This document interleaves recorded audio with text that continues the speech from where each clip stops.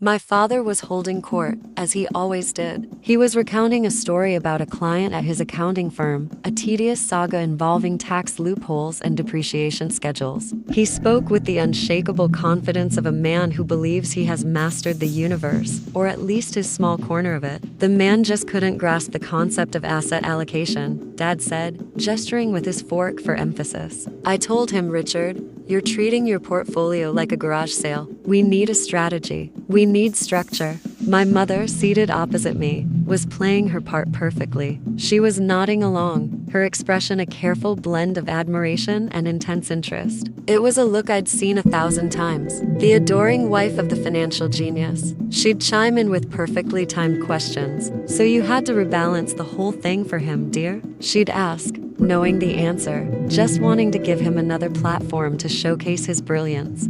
Tonight, though, something felt off. It was like watching a rerun of a favorite show, but all the actors were slightly out of sync. My dad's laughter was a little too loud, a little too forced. My mother's smile seemed stretched, like a rubber band pulled to its breaking point. There was a frantic energy humming just beneath the surface, a current of anxiety in a sea of calm. I tried to ignore it. I chalked it up to my own mood. I'd been feeling adrift lately, working a dead-end job while my friends were starting their careers, feeling the pressure to have my life figured out. Maybe I was just projecting my own anxieties onto them.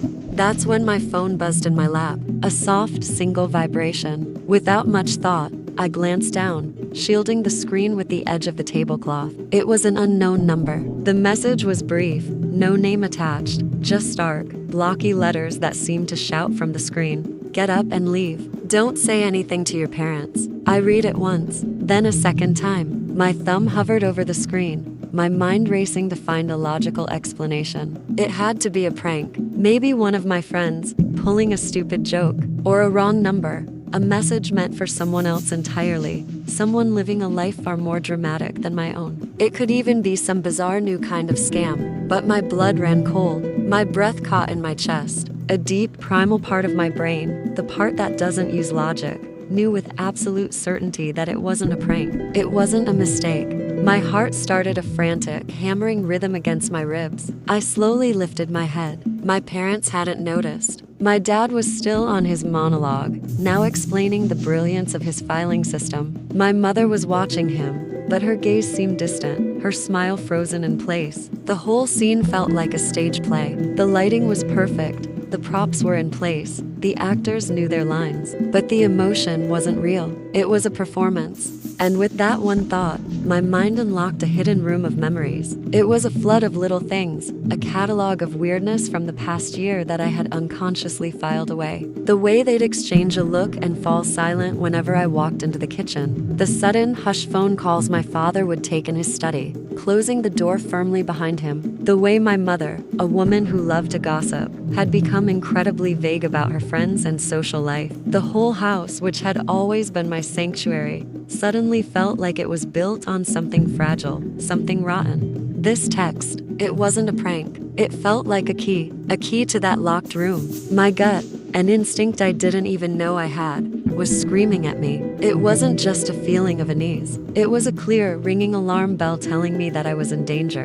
And the most terrifying part was the source of that danger wasn't some intruder outside the window. It was the two people sitting right in front of me, passing the salt. Are you all right, dear? My mother's voice sliced through my thoughts. Her smile was brittle, like it might shatter. You've barely touched your food. Her eyes, and my father's, were now on me. They weren't just looking. They were assessing, waiting. I was at a crossroads. I had a choice. I could dismiss the text, force a laugh, and keep playing my part in this charade. I could eat my chicken, listen to my dad's stories, and pretend the ground wasn't crumbling beneath my chair. Or I could listen to the cold, hard knot of fear tightening in my stomach. What would you have done? My body decided before my mind did. There was no conscious thought, just a surge of pure, unadulterated instinct. I pushed my chair back from the table. The legs scraped against the hardwood floor with a loud, jarring screech that ripped through the placid dinner table chatter. Silence. My dad put his fork down with a sharp clink against his plate. His jovial,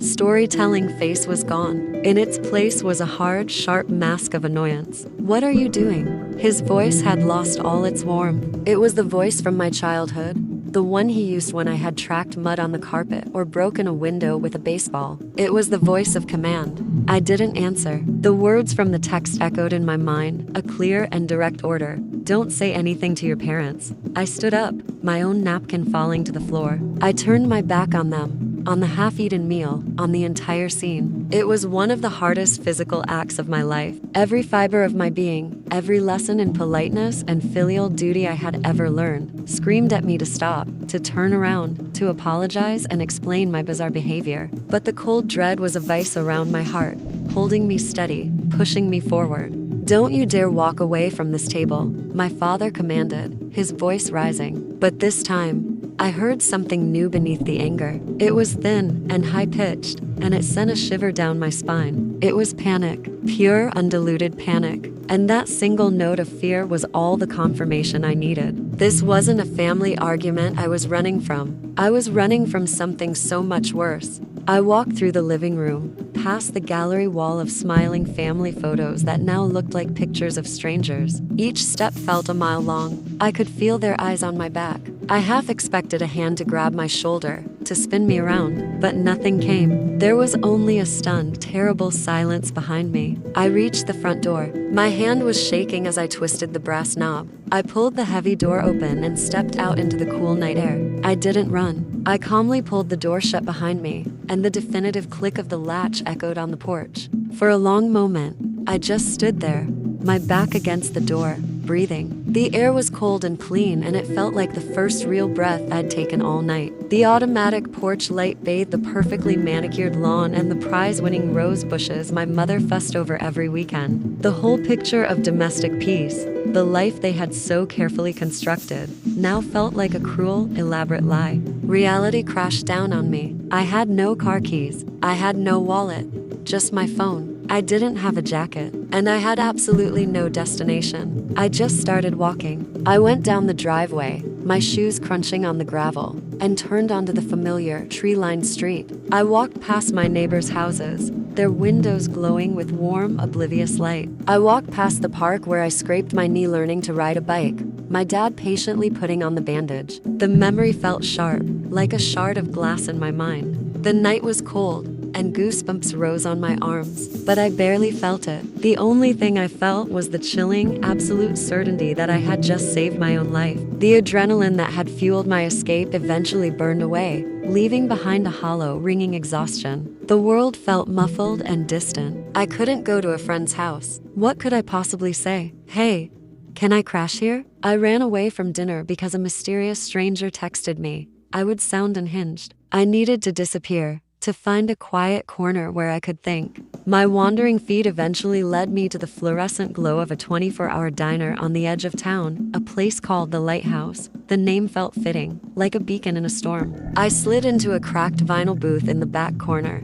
the kind that offers anonymity. A waitress with tired eyes came over, and I ordered a black coffee I didn't want, just for a reason to occupy the space. When she left, I pulled out my phone. The screen lit up my pale, tense face. There it was, the message from the unknown number. My first instinct was to text back, to demand answers. Who are you? What is going on? But a new kind of caution stopped me. What if it was a trap? What if responding somehow led them to me? My next instinct was to block the number, to erase the terrifying catalyst for my evening. But I couldn't. It was the only clue I had in the wreckage of my life. So I just sat there, the bitter coffee scalding my tongue, and I started to think. Really think. For the first time in years, I began to dig through my memories, not as a son, but as an archaeologist, carefully brushing away years of denial and complacency to search for the cracks in the foundation of my family. And once I started looking, I found them. They were everywhere.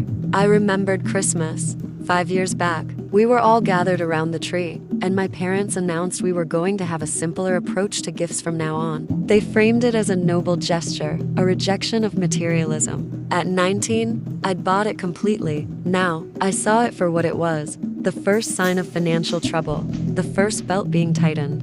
Then came another memory, clearer this time. I was home from college for the summer. I came downstairs late one night for a glass of water and heard my father's voice coming from his study. It was a hushed, frantic whisper. I couldn't make out the words, just the tone. It was the sound of a cornered animal. When I pushed the door open, He slammed the phone down and spun around, his face ashen. He'd barked at me for startling him, saying it was just a difficult client. I had believed him. The biggest crack, the one that now looked like a gaping chasm, was my college fund. My father, the financial wizard, had managed it my entire life. In my final year, the fund had mysteriously and catastrophically underperformed. The money I was counting on for my last 2 semesters was just gone. I had to take out substantial student loans to graduate. I remember sitting in his office as he showed me complicated charts and graphs, blaming the market, a downturn, a series of unavoidable bad bets. His voice was full of fatherly sympathy for my bad luck.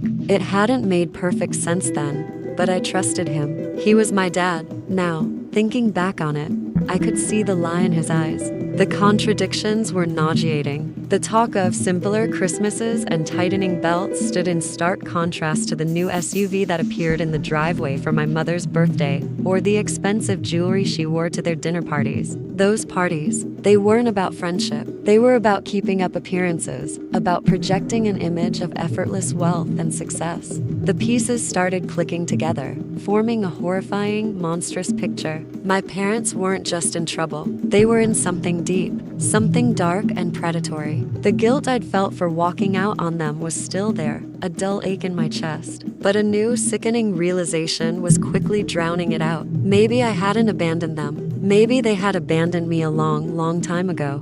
I must have dozed off, my head resting against the cool glass of the window. The clatter of plates woke me. A new day was dawning, casting a pale, gray light over a world that no longer felt like mine. I paid for the coffee with the crumpled cash in my pocket and stepped back outside. I had never felt less certain about anything in my life. I didn't know where to go next. I just knew I couldn't go home.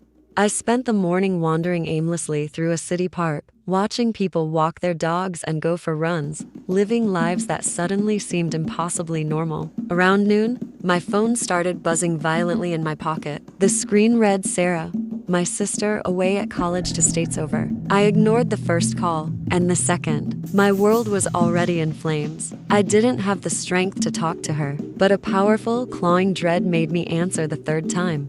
"Where are you?" Her voice was a strangled gasp, choked with panic. "I've been calling and calling. Have you seen the news? Are you okay?" "Sarah, slow down. What's going on?" I asked, my own voice sounding strange and distant to my ears. "It's Mom and Dad," she sobbed, and the sound shattered what was left of my composure. "The police, they're all over the house. It's on the news. They're saying horrible things." I found the story on my phone moments later. A local news affiliate was live streaming from my street. And there it was, my home. Police cars lined the curb, their red and blue lights flashing in a silent, sickening rhythm. Yellow crime scene tape was stretched across our lawn, cordoning off my mother's rose bushes. My home was a crime scene. The sense of vindication I thought I might feel, that I knew it moment, never came. It was replaced by a soul-crushing, world-ending horror. The text hadn't been a prank. It hadn't been a warning. It had been an act of salvation. The full, ugly story dripped out over the following weeks in a painful torrent of news reports, legal documents, and terse conversations with stone-faced detectives. My father wasn't just in debt. He was the architect of a multi-million-dollar Ponzi scheme. For nearly a decade, he had been systematically defrauding his own clients. He targeted elderly people, families saving for college, people who had trusted him with their life savings. He used their money to fund our life, the house, the cars, the vacations, my private school education. It was all blood money. And my mother, my gentle, garden-loving mother, wasn't a victim. She was his willing accomplice. She used her social grace and charm to lure in new investors, many of them her own friends, from her book club and charity circles. Those lavish dinner parties I'd found so tedious weren't social gatherings. They were recruitment events. They were predators, hiding in plain sight in our perfect suburban home. And that last dinner, the roasted chicken, the iced tea, the pained smiles, it was their final, desperate move. They knew the scheme was collapsing. They knew investigators were closing in. The dinner was a trap, and I was the bait. Inside my father's leather briefcase, which was seized by the police, was a stack of documents, loan applications, power of attorney forms, all meticulously prepared for my signature. Their plan was to have me sign them after a few glasses of wine, convincing me it was a formality for a new family investment. They were going to secure one last, massive injection of cash, all in my name. They were going to drain my savings, destroy my credit, and ruin my financial future to fund their escape from the country. I had walked into that dining room as their son. They were looking at me as their final mark.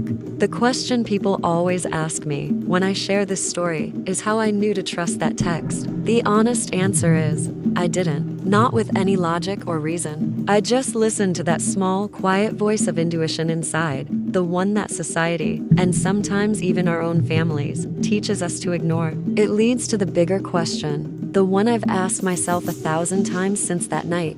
What would you have done? It's easy to sit here now and say you trust your gut, but when the threat is coming from your own mother and father, the people who are supposed to be your safe harbor, the lines get incredibly blurry. Let me know in the comments what you think you would have done in my situation. The aftermath was a long, surreal nightmare of legal proceedings and public shame. My parents are now serving lengthy prison sentences. The house, the cars, every material object that had defined my childhood was seized and auctioned off to pay back a tiny fraction of what they had stolen. My sister and I were left adrift, our entire past reclassified as a crime scene, our last name now synonymous with fraud and betrayal. It's a unique and terrible kind of pain to realize that the very people who gave you life were not only willing, but actively planning to steal it back from you for their own selfish gain. But one question always remained, a single, loose thread in a story that was otherwise tied up by the justice system. Who sent the text? I never found out. The authorities confirmed the number was from a burner phone, purchased with cash and disconnected just moments after that 7-word message was sent to me. I've replayed every possibility in my mind. Was it one of their victims?